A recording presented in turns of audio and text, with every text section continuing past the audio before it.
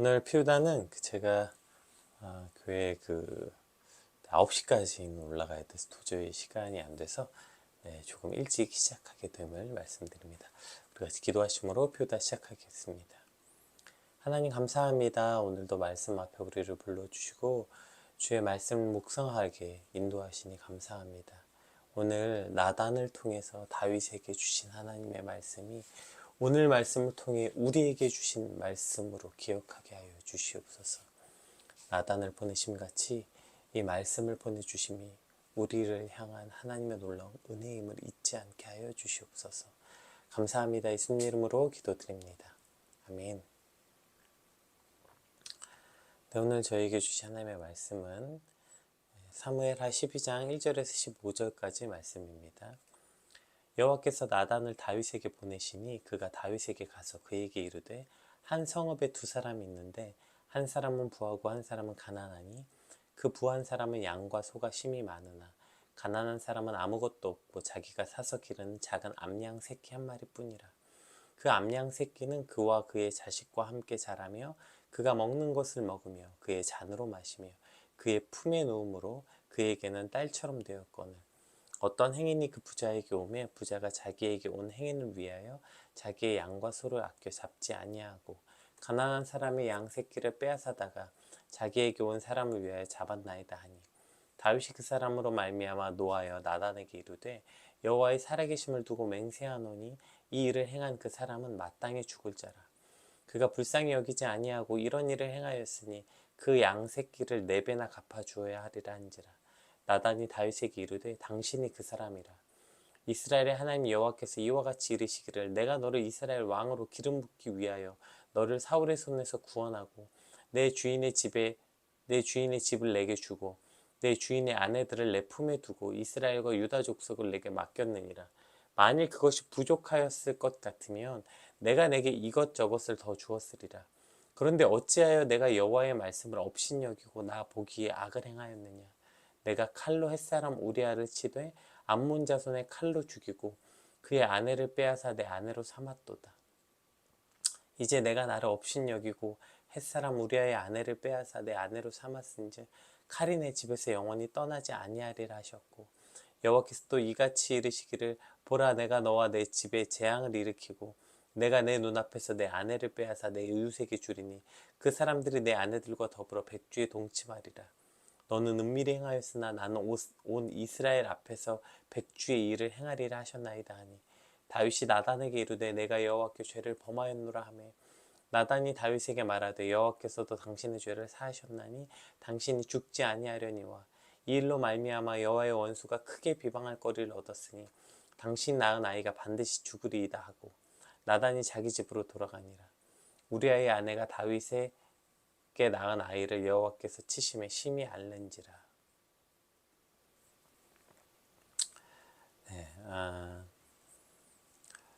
오늘 본문은 이제 다윗이 밧세바를 간음하고 그 사실을 숨기려고 우리아를 청부살인한 후 1년 정도가 지난 일입니다. 왜냐하면 이제 그 밧세바의 아이가 낳았다. 그러니까 밧세바의 아이가 태어난 것을 보았으니까 이제 1년 정도가 지났을 것으로 이제 보통 추정합니다.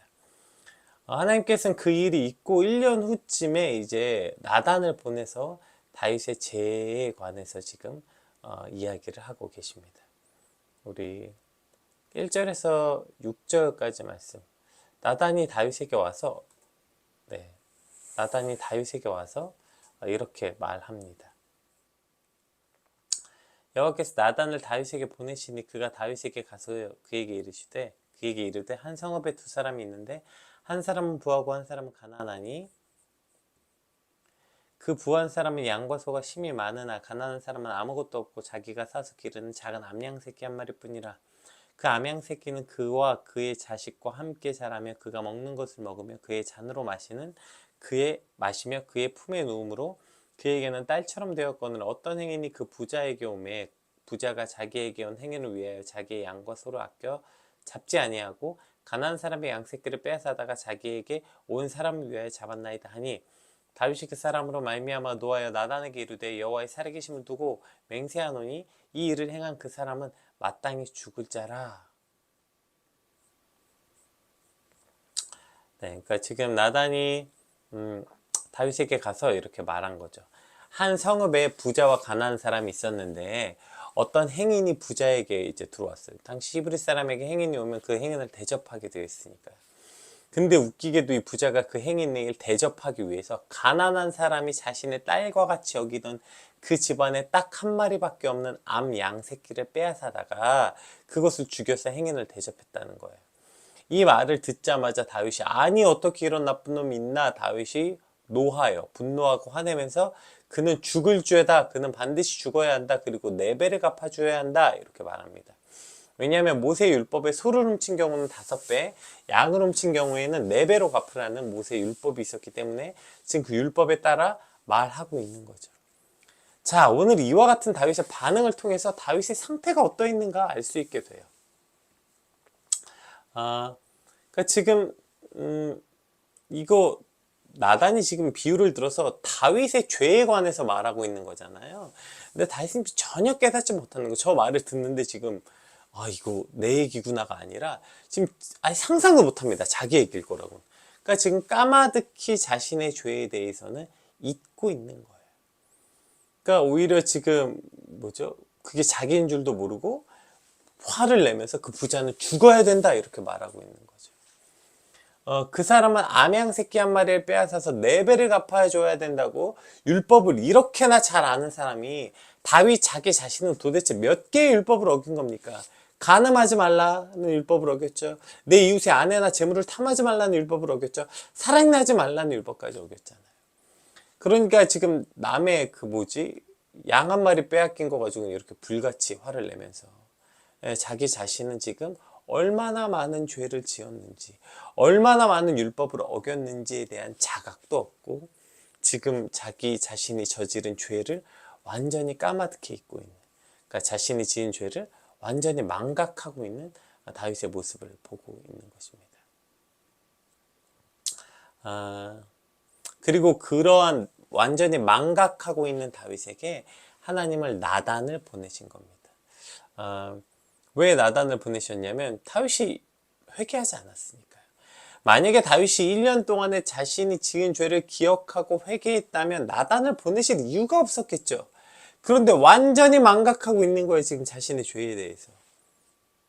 오늘 그래서 나단을 보내신 것처럼 어쩌면 오늘 이 말씀을 저와 여러분에게 주신 건 역시 우리 역시 우리의 죄를 이렇게 망각하고 있기 때문 아닙니까?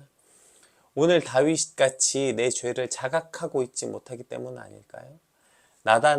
다윗에게 망각한 다윗에게 나단을 보내신 것 같은 이유로 오늘 이 말씀을 나에게 주신 것은 아닌가, 우리가 이렇게 함께 묵상해 보았으면 좋겠습니다. 먼저 다윗이 이 이야기를 듣고 그 다윗의 반응을 보면 다윗이 노하여 이렇게 표현됐어요. 노하다라는 말이 그 와이하르 아프라는 단어인데요. 이게 몹시 분노한 사람의 모습을 나타내는 히브리어의 관용 구절이에요. 그래서 아프라는 단어는 콧구멍이라는 말 혹은 얼굴이라는 의미고요. 이 와이하르라는 말은 불타오르다 이런 뜻이에요.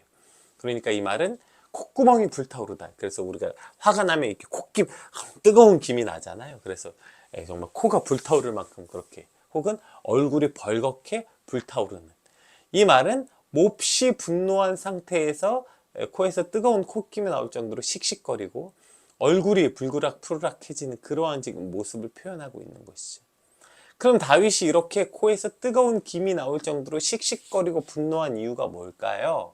왜 이렇게 분노한 거예요? 우리가 이미 말씀을 통해서 여러 번 살펴보았잖아요. 이것이 인간의 그 어리석은 반응이라고요. 자신의 약함과 자신의 악함을 오히려 분노함으로 가리려는 어리석음이에요. 그러니까 누군가의 불의함과 어리석음을 향해 내가 분노하고 흥분하고 막 개거품 울면서 떠들면 내가 마치 정의로운 사람이라도 된 것 같은 착각 때문이라고요. 누군가의 부조리함에 대해서 많이 비판하고 정직을 강조하고 그것에 대해서 내가 분노한다고 해서 내가 정직한 사람이 되는 게 아니라고 말씀드렸잖아요. 저 같은 목사들이 설교를 많이 하고 강단에 올라가서 흥분하고 화낸다고 해서 제가 좋은 믿음이 되는 것은 아니라고 말씀드렸죠.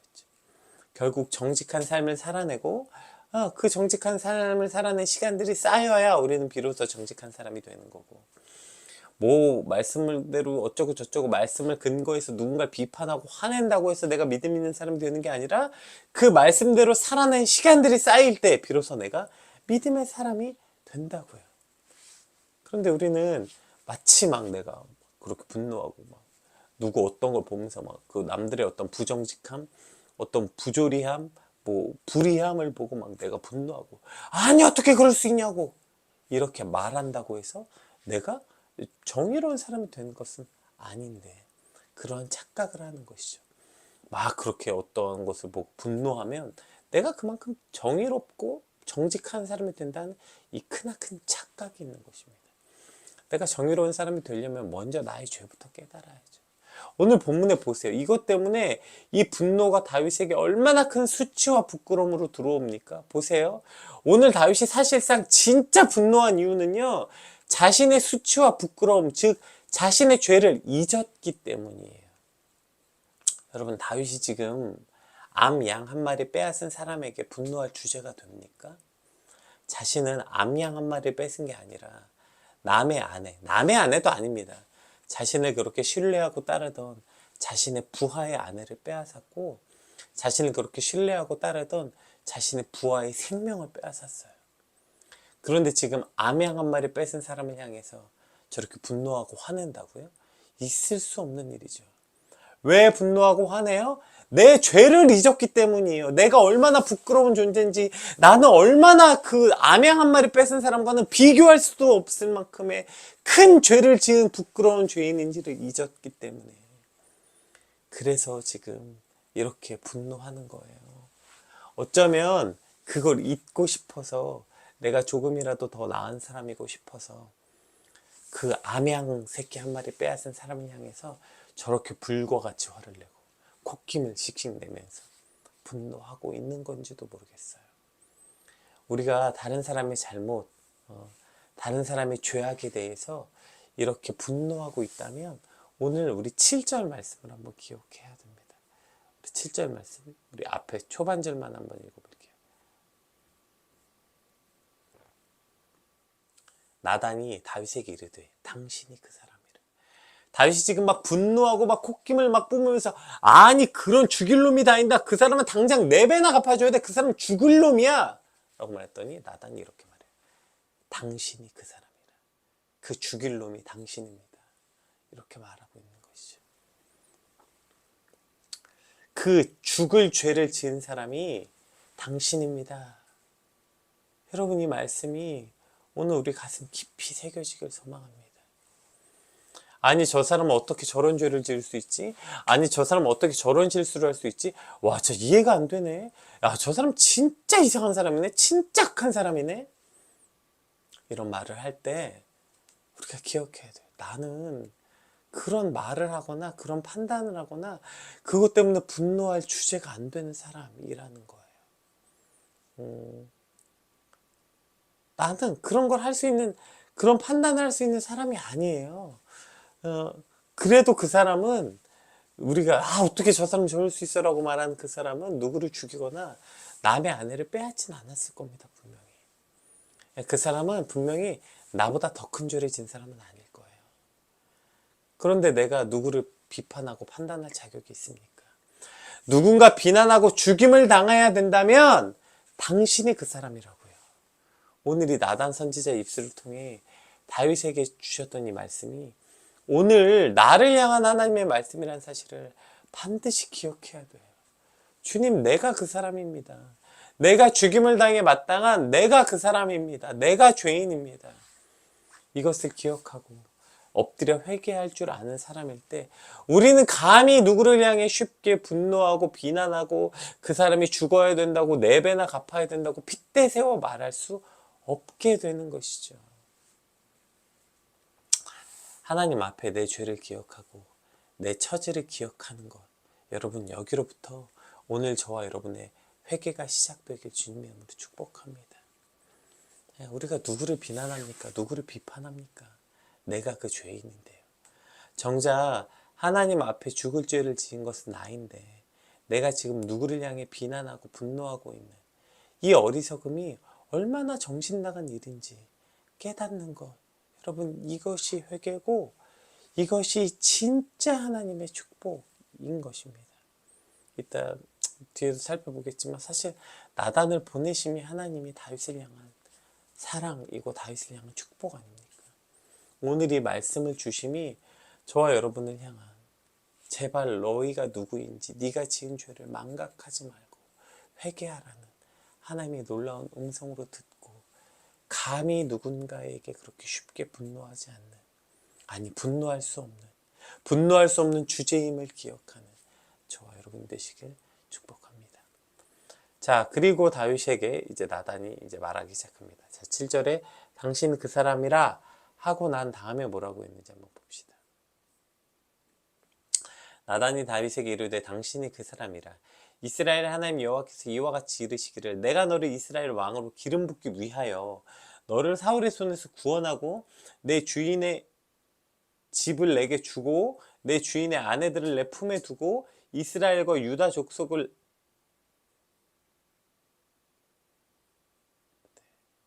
말씀이 지나갔네요.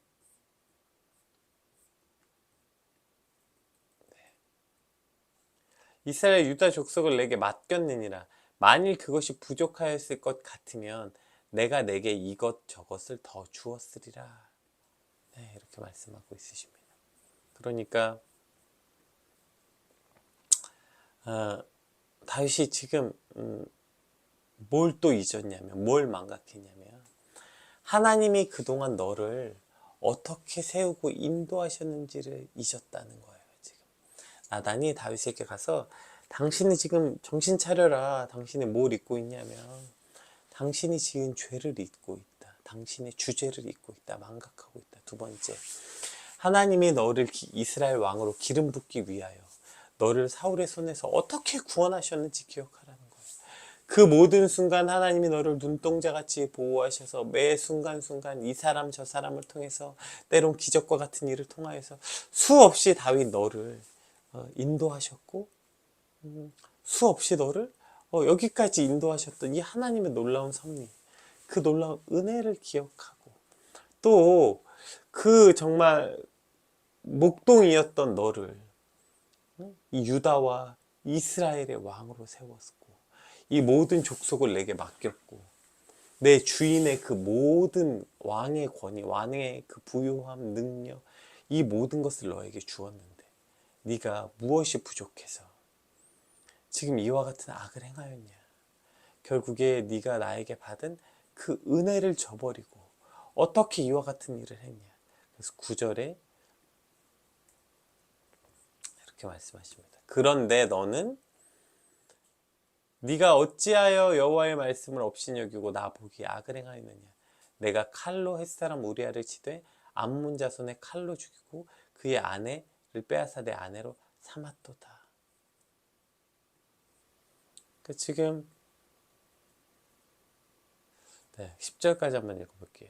이제 내가 나를 업신여기고 햇사람 우리의 아내를 빼앗아 내 아내로 삼았은지 칼이 내 집에서 영원히 떠나지 아니하리라 하셨고, 결국에 다윗이 하나님의 은혜를 잊었다는 것은 뭐냐면 하나님을 업신여겼다, 이렇게 말씀하세요. 네가 나를 업신여겼다는 것이죠.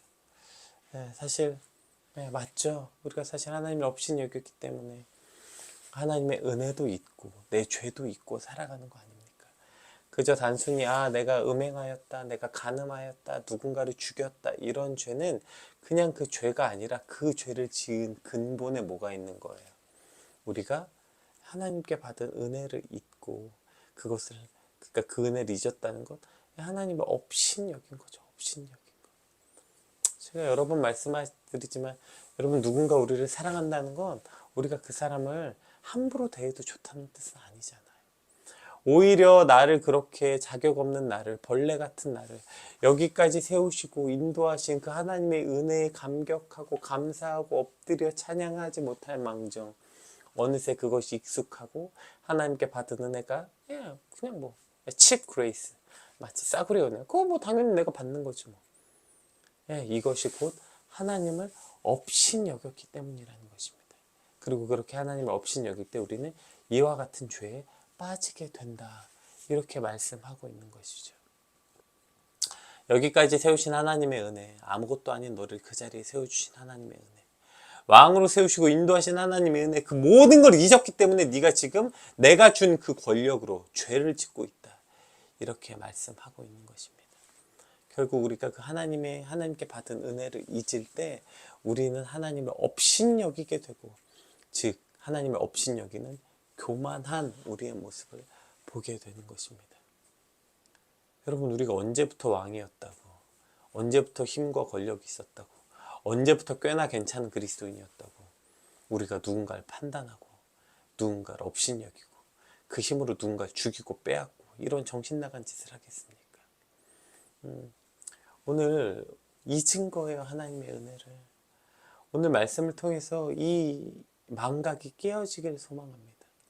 벌레 같은 나를 부르시고 여기까지 인도하신 하나님의 은혜가 우리의 가슴에, 우리의 삶에 정말 문신같이 새겨져서 절대로 지워지지 않게 되기를 간절히 소망합니다. 하나님, 이 벌레 같은 나를 하나님 세우시고 인도하신 그 놀라운 은혜, 하나님 사랑이 정말 끝까지 날 떠나지 않고 여기까지 인도하셨다는 이 놀라운 고백이 우리 입술에 떠나지 않을 때 우리는 감히 하나님을 업신여길 수도 없으며 감히 누군가를 향해서 저렇게 어리석은 비난과 판단도 할 수 없게 됨을 주님 고백하오니 이 망각이 잊혀지지 않게 하여 주시옵소서. 망각하지 않게 하여 주시옵소서. 우리 간절히 소망하게 축복합니다. 자, 이제 불편하고 어렵지만 하나님께서 이제 그 다윗의 그 죄에 대한 그 결과에 대해서 이제 말씀하십니다. 이제 칼이 네 집에서 떠나지 않게 되겠고 여호와께서도 이와 같이 이르시기를 보라 내가 너와 내 집에 재앙을 일으키고 내가 내 눈앞에서 내 아내를 빼앗아 내 이웃들에게 주리니 그 사람들이 내 아내들과 더불어 백주에 동침하리라. 너는 은밀히 행하였으나 나는 온 이스라엘 앞에 백주의 일을 행하리라 하셨나이다 하니 다윗이 나단에게 이르되 내가 여호와께 죄를 범하였노라 하며 나단이 다윗에게 말하되 여호와께서 당신의 죄를 사하셨나니 당신이 죽지 아니하려니와 이로 말미암아 여호와의 원수가 크게 비방할 거리를 얻게 하였으니 당신 낳은 아이가 반드시 죽으리라 하고 나단이 자기 집으로 돌아가니라. 우리 아내가 다윗에게 낳은 아이를 여호와께서 치시며 심히 앓는지라. 네, 오늘 본문에 이제 다윗이 이제 이 죄의 결과로 일어날 그 일들에 대해서 이제 쭉 기록하고 있습니다. 이 일들은 이제 앞으로 우리가 이제 4장 후에 보게 되고 이제 계속 보게 될 거니까요. 일단 우리가 한 가지 기억하는 거, 분명히 근데 여기서 이제 이런 절이 나오죠. 이 이야기를 듣자마자 나단이 바로 회개합니다. 나단에게 이 얘기를 듣자마자 다윗이 바로 회개해요. 다윗이 나단에게 이르되 내가 여호와께 범죄하노라. 사실 이거 나단이 목숨 걸고 한 말이잖아요. 다윗에게. 당신이 그 사람입니다. 아니 이런 죽일 놈이 있나? 당신이 그 죽일 놈입니다. 이 말 듣고 어떤 왕이 사실 이렇게 바로 회개할 수 있겠어요. 그런데 다윗이 어쨌든 바로 회개합니다. 그랬더니 보세요. 또 나단이 뭐라고 말하냐면 나단이 다윗에게 말하되 여호와께서도 당신의 죄를 사하셨나니 당신이 죽지 아니하려니. 오케이, 내 죄를 사하셨구나. 그럼 좀 용서해 주시려나 했는데 그 다음 말이 뭐예요? 당신의 아이가 죽을 거래요. 용서하셨다며요. 아니 하나님, 나 용서하셨는데 갑자기 내 아이가 죽을 거라니, 이게 무슨 말도 안 되는 부조리함인가? 우리가 반드시 기억해야 될 것은 하나님께 우리가 회개하고 그러면 하나님은 우리의 죄를 용서해 주신다는 사실이죠.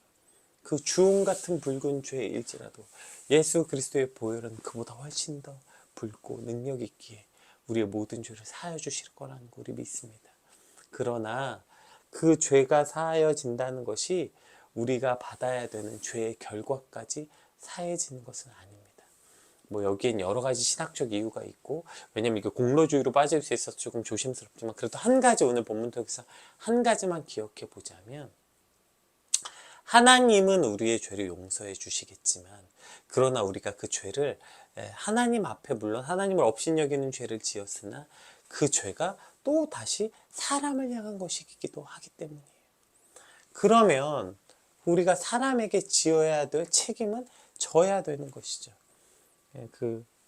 제가 얼마 전에 어떤 한 친구에게 했던 얘기인데, 그 친구가 저에게 욕을 한 거예요. 정말 그 숫자 18로 시작하는 그 욕을. 제가 진짜 너무 깜짝 놀라가지고 이제 막 그 친구에 대해서 그렇게 하면 안 된다고 혼냈더니 그 친구가 이렇게 말하는 거예요. 아, 그러면 알겠어요, 목사님. 저 회개할게요. 아, 제가 회개하지 마 이랬어요. 회개하지 마. 회개를 왜 해? 회개를 왜요? 잘못했으면 회개해야죠. 회개해야 되는데 회개를 왜 해? 나한테 사과를 해야지. 또 그거 나한테 욕을 한 건데 나한테 사과를 해야지. 이와 같은 얘기가 뭐예요? 밀양이죠, 밀양. 영화 밀양. 예, 자기의 딸을 죽인 유괴범이 교도소에 들어가서 아, 하나님이 내 죄를 사하해 주셨다고 이런 말을 하니까 이제 그 엄마가 내가 네 죄를 용서하지 않았는데 누가 감히 너의 죄를 용서할 수 있냐 이제 막 이랬던 뭐 장면. 어쨌든 우리가 이 땅 가운데서 우리가 하나님께서 우리의 죄를 사해 주셨지만 그렇다고 해서 우리의 모든 죄 값이 사해지는 것은 아니죠. 그 죄로 인해서 받아야 되는 응당한 대가들이 있다는 거예요. 우리가 죄값대로 너 죄진 대로 죄는 용서하지만 너 반드시 그 죄값은 치러야 돼. 당연히 아닙니다. 그 죄값대로 치러왔다면 우리 다 죽었을 거예요.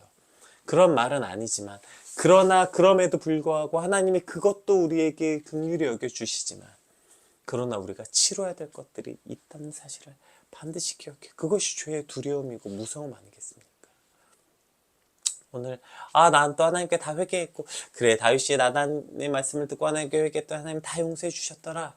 그렇게 끝이 아니라 그럼에도 불구하고 그의 아이가 죽임을 맞았던 것, 그의 집에서 칼이 끊이지 않았던 것, 결국 그 죄가 또 다른 죄를 낳고 그 죄가 또 우리 안에 죄값을 치러야 되는 인생의 고통의 문제가 계속 있다는 사실을 우리가 기억함으로 오늘 그 죄에서 돌이켜 그 죄값이 얼마나 두렵고 무서운 것인지도 우리가 망각하지 않을 때 우리는 또 똑같은 죄에 빠지는 어리석음에서 벗어날 수 있게 될 것입니다. 하나님은 잊지 않으십니다. 우리는 나의 죄도 망각하고 우리는 하나님의 은혜도 망각하고 우리는 우리가 죄값으로 치러야 될 그 값도 망각하지만 하나님은 그 어떤 것도 잊지 않으십니다. 우리 그 잊지 않으시는 하나님 앞에 엎드려서 주여 오늘 감히 내 죄를 망각하지 않게 하여 주시옵소서. 감히 내 죄를 망각하고 분노하는 이 정신나간 짓을 그치게 하시고 하나님의 은혜를 망각함으로 또 교만의 자리에 앉는 이 정신나간 짓도 그치게 하시고 죄의 값이 얼마나 두려운 것인지 기억함으로 그 죄를 우리 삶에서 떠나게 하여 주시옵소서. 우리 같이 받은 말씀 놓고 함께 기도하겠습니다. 기도합시다.